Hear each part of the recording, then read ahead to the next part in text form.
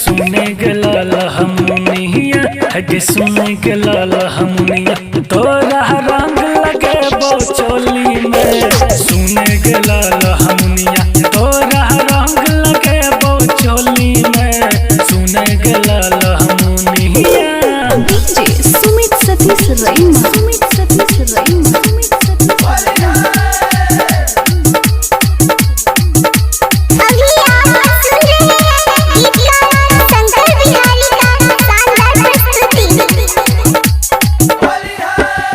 चल ये लई होली छौरी करे बारा मान गे।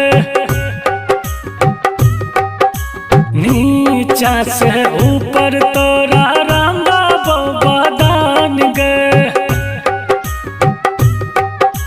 चल ये लई होली छौरी करे बारा मान गे। नीचा से ऊपर तोरा रंगा बदान गे। लाल गुलाबी रंग लगे लाल गुलाबी रंग लगे पिचकारी सटे ढोरी में।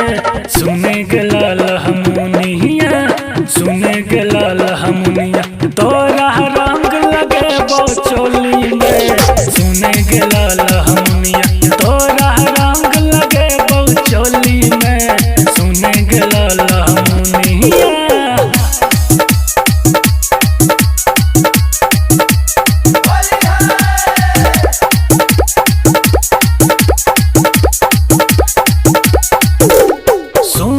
गोरकी खोल तू खिड़की आपन बंद के बार गे।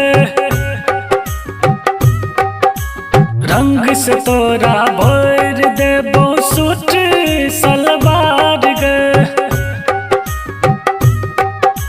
सुन के गोरकी खोल तू खिड़की आपन बंद के बार गे।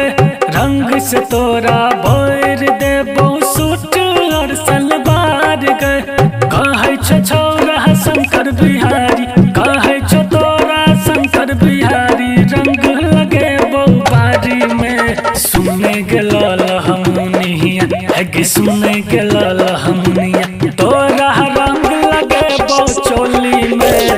सुने के लाल हमनिया तोरा रंग लगे चोली में।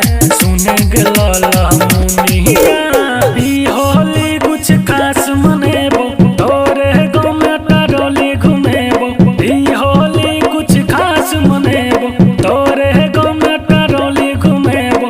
रहिया तू तैयारी में। सुने के लाल हमनिया है सुने के लाल हमनिया